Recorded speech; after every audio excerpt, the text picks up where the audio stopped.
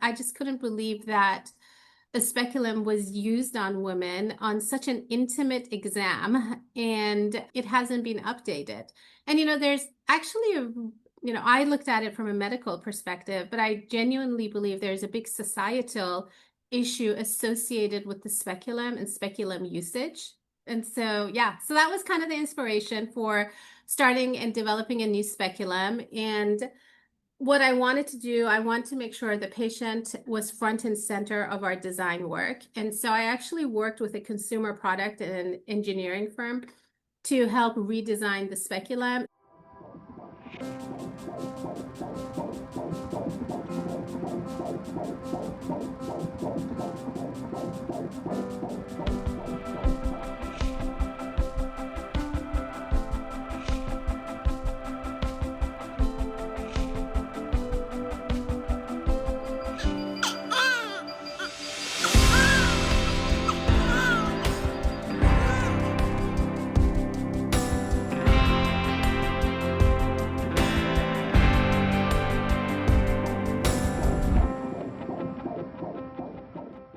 If you are feeling overwhelmed and unsure of where to turn to for evidence-based education around your pregnancy and birth, maybe you've just found out that you're pregnant and you don't really even know where to start. Maybe you're well into your pregnancy and you're starting to have questions, but you're having a hard time understanding what is honest, data-driven, science-backed education versus what is just viral and circulating on the internet, then I want to introduce you to the Birth Lounge app.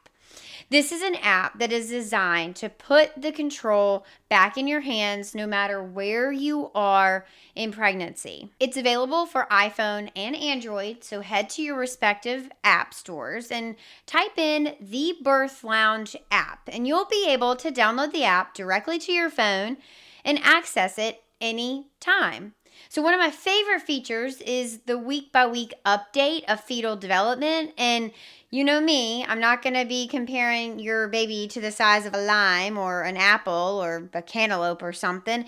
No, I want you to actually know what's going on. When I say data-driven, I mean it. I want you to know, hey, this week you're growing kidneys. And hey, guess what? This week you're working on them ears, baby. I want you to know exactly what your baby is doing inside of your belly so that you can stay informed, so that you know no matter where you are in pregnancy, you are the decision maker. You have free will and autonomy, and you have access to data that will help you make the best decisions for you and your family. In addition to that week-by-week update of what your baby's actually going through, you're also going to find pregnancy and postpartum evidence-based articles. Now, these are going to tackle your most common questions. Should I really get tested for GBS? Why do we test for gestational diabetes? What is the science behind hiring a doula? Do I really need to write a birth plan? What is the best position to birth my baby in order to reduce my push times and decrease tearing? What are the newborn procedures that I should expect after my baby is born? How much should my baby be eating? How do I establish good breastfeeding? What about newborn sleep? Help, the umbilical cord fell off. OMG, I'm still bleeding and I don't know if this blood clot is too big. All of it is inside of the Birth Lounge. Not only do you get those evidence-based articles, but I link all of the data for you so that you can click on it. It's clickable links. I want you to be able to access the data that I'm talking about. You can just rely on me to synthesize it, but I'm still going to give you the resources that I'm sharing with you. And in addition to that, at the end of every single article, there are questions broken down that you can take back to your provider to ask them so that you can truly have this collaborative, respectful communication with them to make sure that not only are you getting evidence-based medical care, but that you're really building this really respectful, collaborative relationship and getting individualized care from your healthcare team. Head to your app store, whether you have an iPhone or an Android, and download the Birth Lounge app. I promise you, it's going to be such a game changer. Hello, Alexis here, jumping in to kick off today's episode again.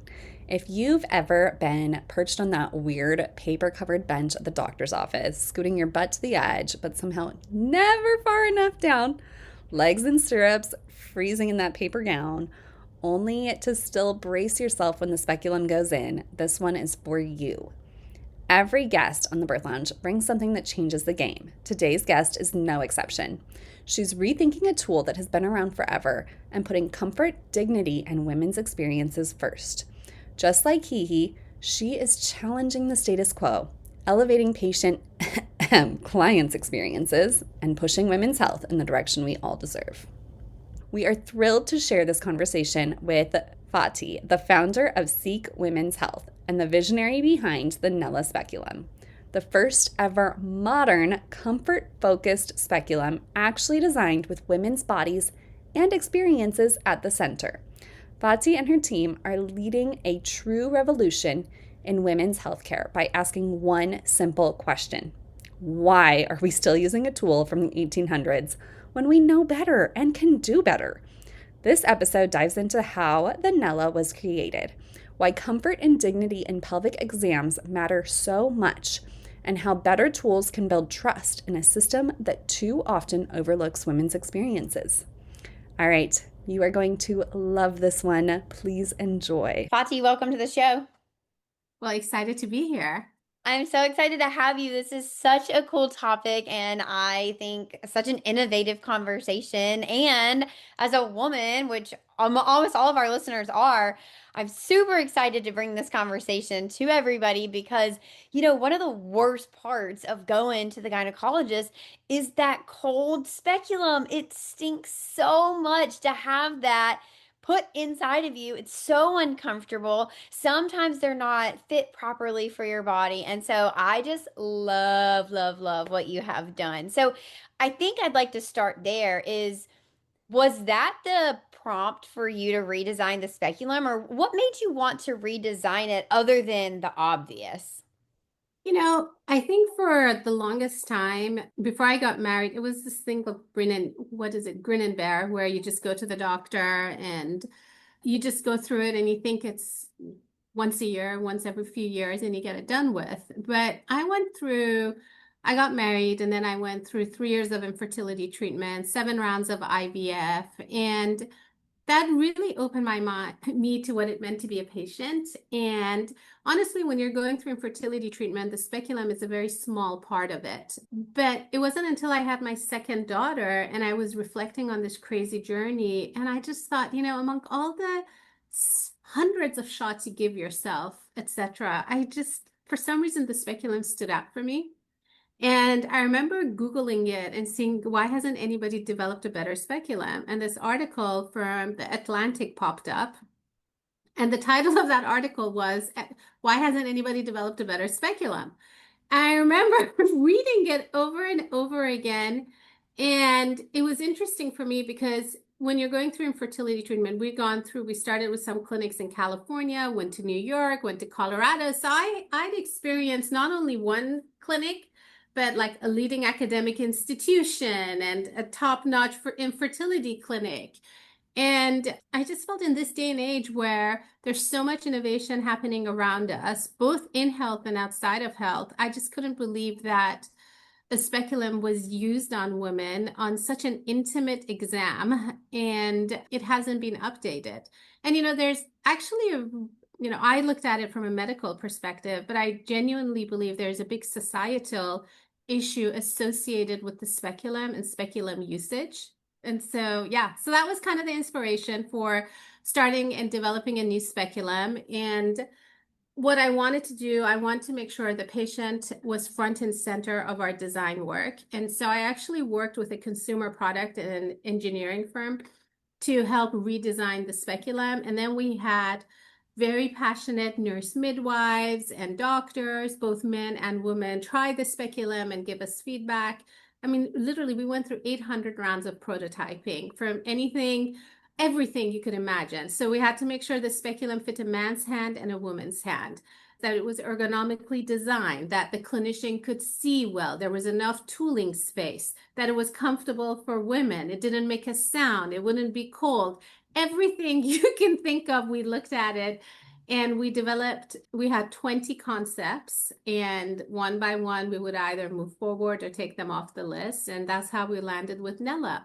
And what I'm really proud about Nella is that it's the narrowness of the speculum, because that really is one of the most uncomfortable parts of the exam is the insertion point. So we made the speculum very narrow. And as you mentioned, coldness, right? So we didn't want the speculum to be cold. So we chose a material.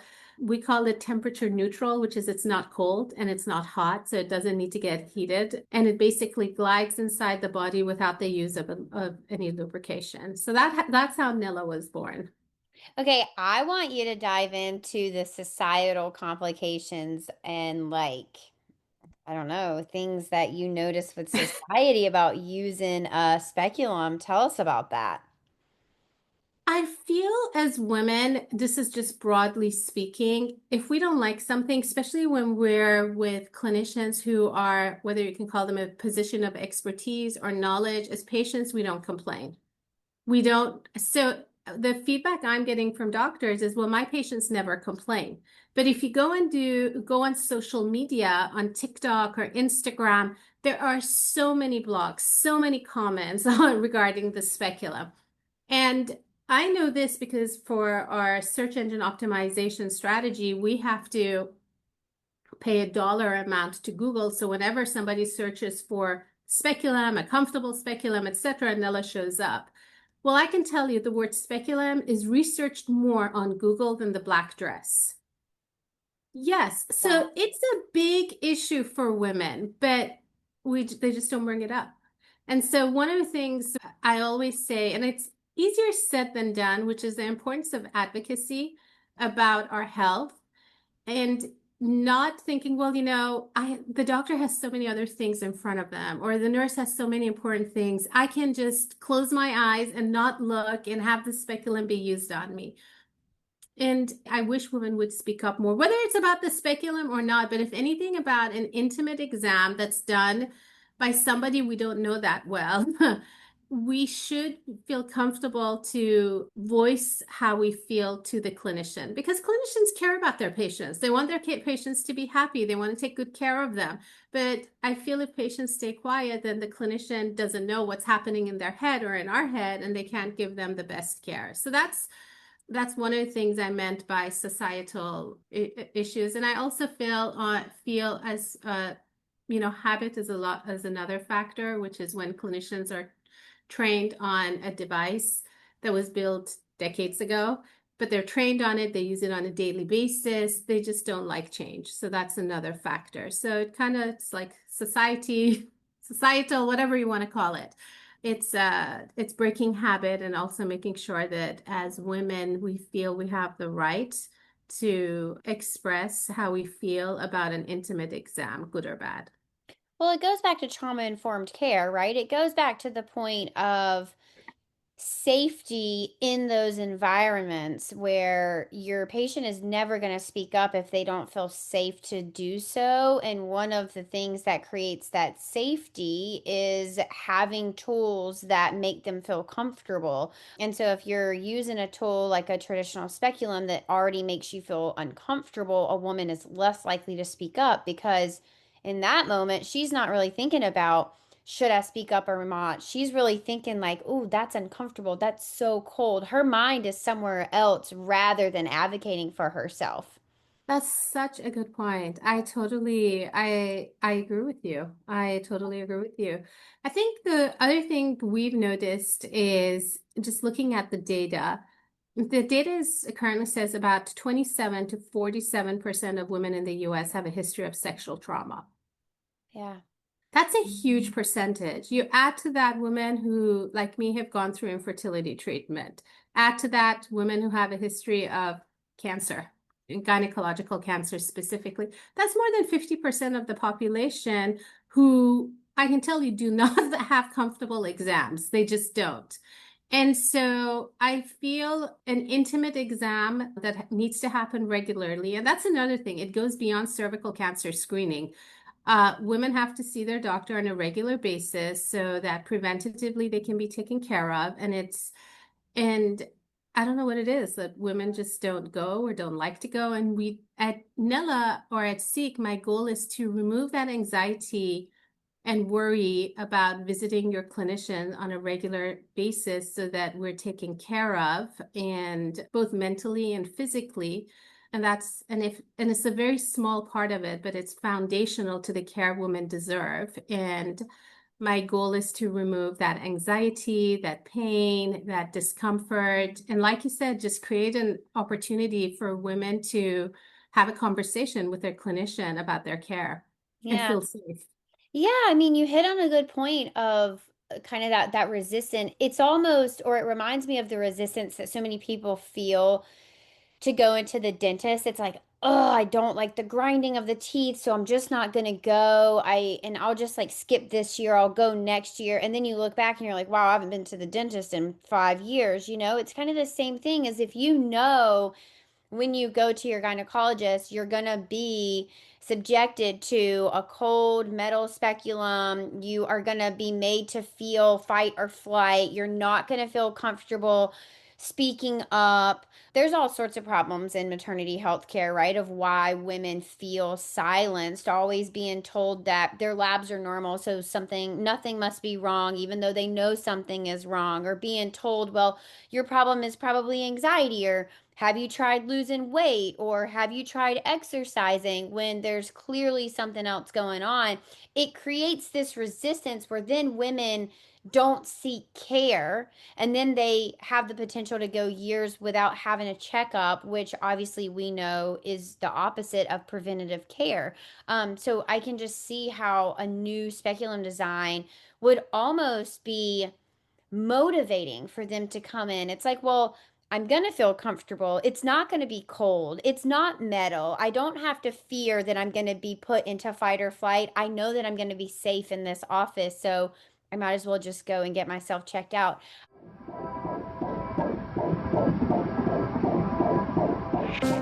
Okay, you guys, I'm like geeking out because this is how I came into this journey of like feeling so in control of my body. And I know some people out there are not going to believe this, but I can truly tell which side I ovulate from. And it's because I truly feel it. Like I am so connected with myself. And it actually came from this temp drop, and I love it. Learning to track your fertility is so much more than just like, I do or I don't want to have a baby.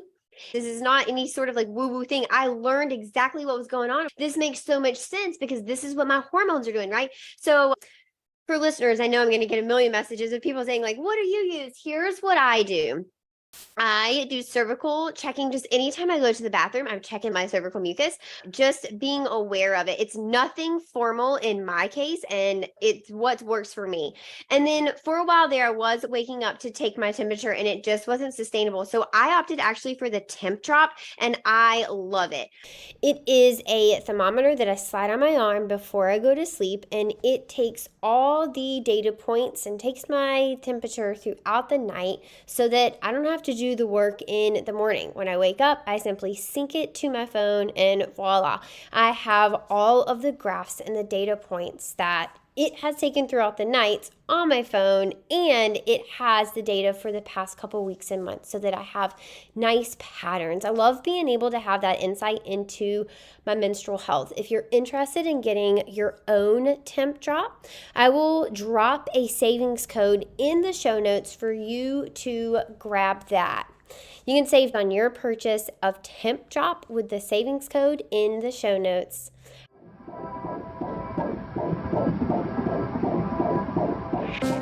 I'd love to hear what your new design looks like. How is it different than the traditional speculum? Yeah. So our speculum is very narrow, so it's smaller than a regular size tampon. So what we tell women, that was important to me, which was if women can tolerate a tampon, they can definitely handle the Nella Speculum. So Okay. the insertion point is very narrow. We have integrated sidewall retractors that gently open up to give the clinician the visualization they need to the cervix. And that's what it is. It's not cold, it's not metal, it's quiet, so none of that sound factor that comes into play is there. And we've also created some efficiencies because from a sterilization perspective, to make sure the speculum can get autoclaved, cleaned easily. The current metal speculum, I mean, not only is it an antiquated device, but it's really challenging to autoclave it. And one of the problems that happen with patients is the speculum needs to be taken apart. When they want to put them back together again, they don't, typically the person who's putting back together, they autoclave, I don't know, hundreds of speculum at one time. They don't know what top goes with what bottom. So they typically assemble the wrong top with the wrong bottom. So it's not until the clinician is actually using it when he or she realizes the speculum isn't assembled correctly. So imagine you're the poor clinician trying to use the speculum that's not assembled correctly. And then there's the patient there whose legs are up in the sky waiting to get an exam. So we've kind of brought efficiencies into the autoclaving process to make sure it's practical, easy, quick to do, that it's cleaned correctly. There's no blood stains on the speculum, things like that we just don't want to happen. And so, yeah, it's basically bringing the speculum that was developed in the late 1800s to the 21st century. I love that so much. So for any listeners that don't know what autoclave is, explain that to us. Autoclave is a machine. It's that typically the products and devices are put into to be sterilized. It's like going to the nail salon. If you realize they have a machine where they put all the nail stuff in there. An autoclave machine, obviously, it's bigger for a speculum, but it kind of does the same thing. It uses steam technology to clean and sterilize the products. Yeah, it's a sterilizer. I think about it as like a bottle sterilizer, you guys, except for your speculum. I mean, it just That's right. yeah. Okay, are there different sizes of the Nella speculum?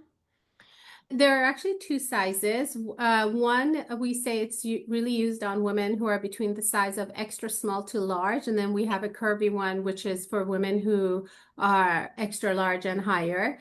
And it makes it easier for the clinician to know exactly what type of speculum to use on women, not to have to change sizes on women in the middle of the exam. And we've tried to make the speculum as small and narrow as possible to make it comfortable for the patient while giving the clinician the visualization they need to the cervix.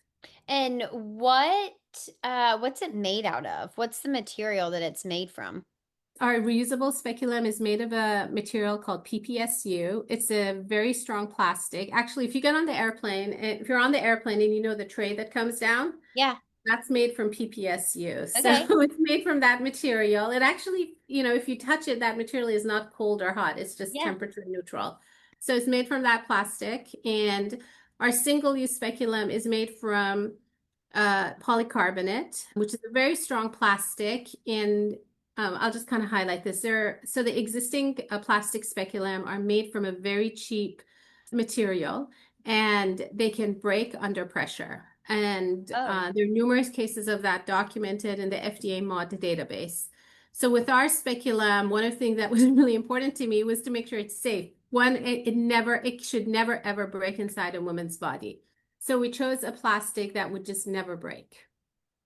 That is awesome. Okay, and why have two versions? Why have a reusable versus a single use?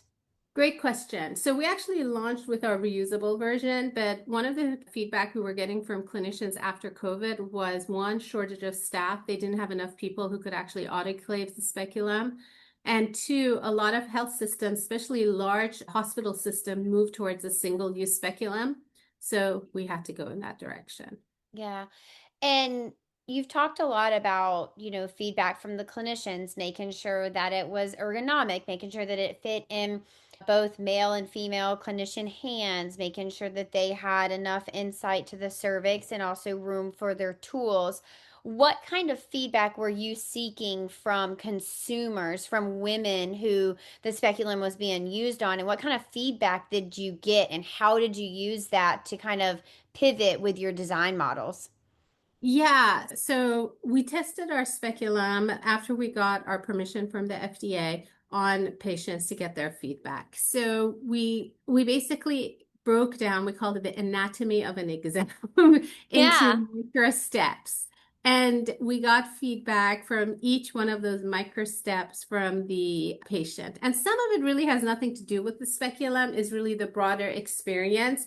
And some of it really is directly focused on the speculum. So one of the things we removed from the equation was procedures that are painful by nature, because we don't want the pain of the procedure to be associated with the pain of the speculum, for example. So we kind of remove that. We focus on general exams or cervical cancer screening, a general pelvic exam. And then we measured the insertion. So how does the patient feel when a speculum is inserted in the body? Do they feel any pain, any pinching? Then when the speculum is opened, do they feel any pain or pinching? What is the sensation they have? And then after the speculum is pulled out, how do they feel? 1 hour after the exam, how do they feel? Is there any soreness? Is there any bleeding? Is there any difficulty sitting or walking? So we capture all of that information with our speculum. One of the things we also did in our clinical study, and I have to say, we are probably the only company within the last 3 years that has done a clinical study on a speculum. Wow. And published our data. I don't think any other company has done that. But we basically ask women, which is, how does this exam compare to your previous exam? Was it more comfortable or was it not more comfortable? So we get a lot of feedback. And then when a system actually is evaluating our speculum, one of the things we ask is if we can get feedback from the patient too, where the speculum is used on them. So we have over, I think, 800 post-marketing survey data from patients too. That is awesome. And I have to be honest, Fati, I love when people publish their data because it just brings so much transparency. It lets us as consumers know you're not trying to hide anything. You're not trying to pull the wool over our eyes, that you genuinely want us to know that there's a better option out there on the market, which I think leads me to one of my last questions, which is, if a provider is not using this and a woman goes in and she's like, oh my God, you're still using the old metal speculum, Speculum. how can someone get this in their clinic if they are a consumer? Is it just as simple as introducing the speculum to their doctor and saying, like, hey, I would prefer if you used, I would really like for you to have this in the office? Is it, can doctors just order them? How does that process look like? Yeah, so we have on seekwomenshealth.com, clinicians can go and just order the speculum. They can introduce us to the clinic, and we can follow up with the clinic. Actually, before a patient goes, we can also do that. We've done that plenty of time, where if a patient calls us, we call the clinic, and then we hopefully the clinic will actually purchase the speculum before the exam. One of the other offerings we have, which goes back to the point you brought up interestingly, was we were getting a lot of requests from patients, which is, can I just buy the speculum and take it to my clinic? And up to then, actually, our marketing was based on ask your doctor about Nella, ask your doctor about Nella. But then we were getting flooded with requests from women coming to our website, emailing me directly and saying, well, can I just buy the speculum? And so we went back to the FDA. We had to do a lot of homework. So we launched the Nella Comfort Kit. It's optional. Women have the power and the choice. It's really a choice giving to women. They can get a Nella Comfort Kit and take it to their exam. What it includes is the Nella Speculum and a host of other products. And I call them common sense products. So there's a pair of socks for the stirrups. There's a pH balance wipe so women can clean themselves after the exam. There's water-based lubrication for use on the speculum. So if the clinician wants to, they can use it. It does not interfere with any procedure or any type of smear collection. A lavender balm and just some other products, etc. We have a first-time kit. So for younger women going for their first exam, we have a menopause kit. We have a labor and delivery kit. So for women who are having a baby and they need to check and see if the water's broken, etc., available to them. And then we have our classic kit, which is for everybody else.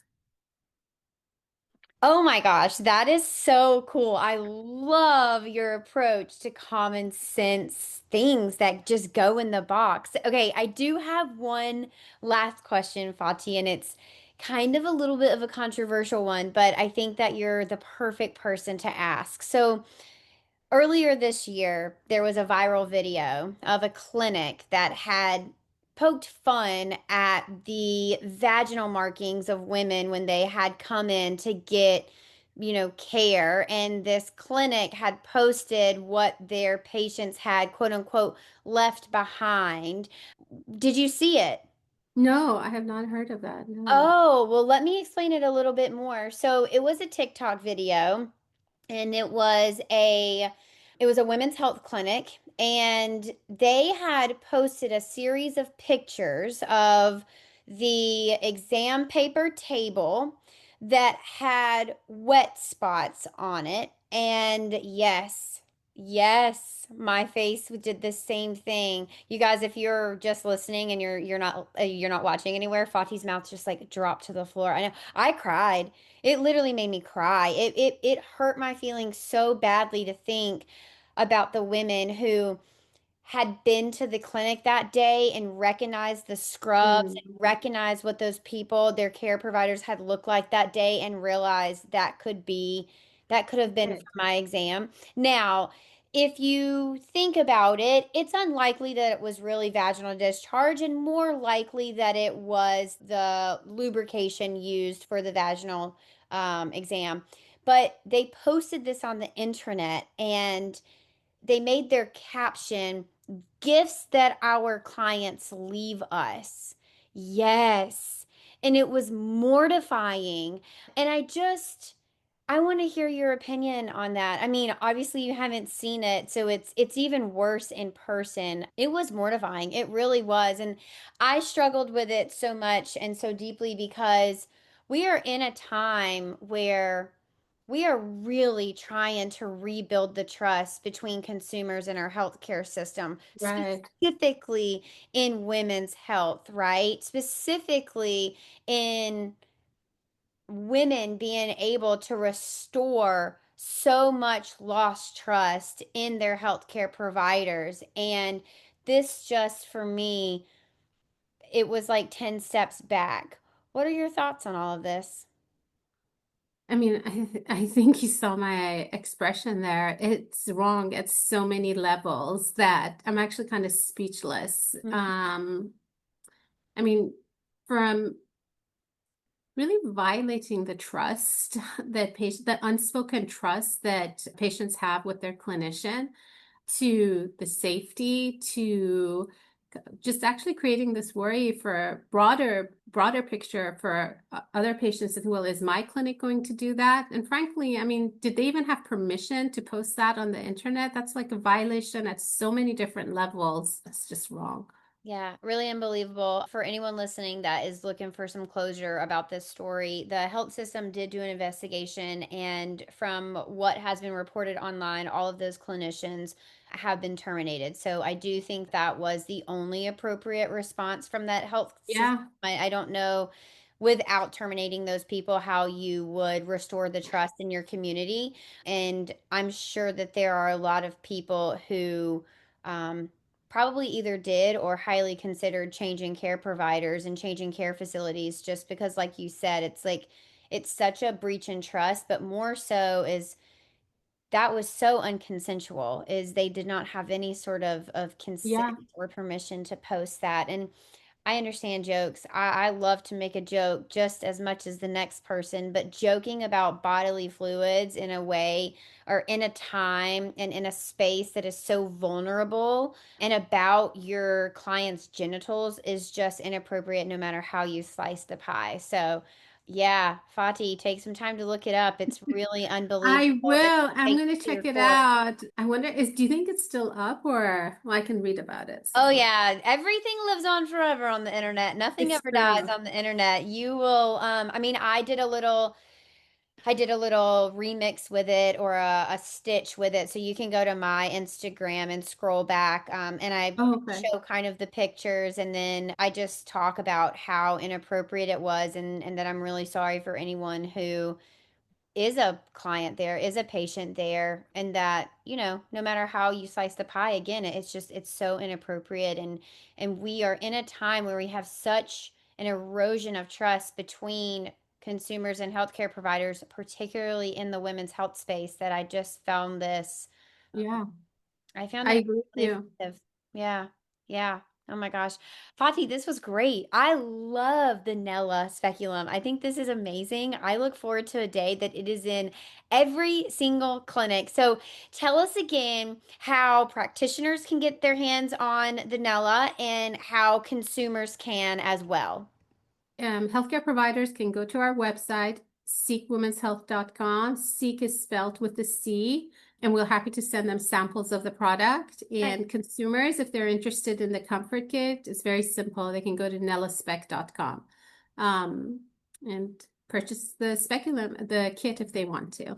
What I like about it is that it gives women control and it gives them a choice. I think there are a lot of clinicians out there who really care about their patients, and if they can, they will use a better speculum. And there are some clinicians who really can't because if they work at a large health system, they're bounded by so many rules and regulations of these large systems. It makes it very challenging. And in that situation, if a patient wants it, they can buy the comfort kit. I love it so much. And are you on Instagram? We are on Instagram, nellaspec.com. You can find us on Instagram, TikTok, Facebook. We're everywhere. I love it so much. All right, you guys, was this not so interesting? So, for anyone out there who's been putting off your care, or maybe you skipped your pap smear last year, or maybe you just are filled with anxiety and angst when you go into the gynecologist because you know you're going to be subjected to that cold, hard metal speculum, guess what? No more. You don't have to. There is another way. And I'm so excited that we finally got to have Fati on the podcast and that we could share this option with you guys. So grab your Nella Care Kit if you are interested in that. And on a larger scale, talk to your providers about getting it into your hospitals and into your clinics so that every woman has access to something other than that traditional yucky speculum. All right, you guys. I'll see you in the next episode. Be sure to follow Nella Care on social media, and you can find me at Tranquility by HeHe and at the.birth.lounge. Until next time, head to your app store and download the Birth Lounge app for evidence-based childbirth education and data-driven postpartum support delivered straight to your phone. Bye. Thank you so much for tuning in today. I love hanging out with you, and it is an honor to be your go-to gal when it comes to preparing for your baby. If you've enjoyed today's episode, please leave a 5-star review and tell others why they should be listening to the Birth Lounge podcast too. You deserve to have a birth that you love with a provider that values your autonomy and respects informed consent without all the trauma that you so commonly hear about on social media. New episodes air every Wednesday and Friday. Hit that follow button so you never miss an episode. I'm HeHe, and this is the Birth Lounge Podcast.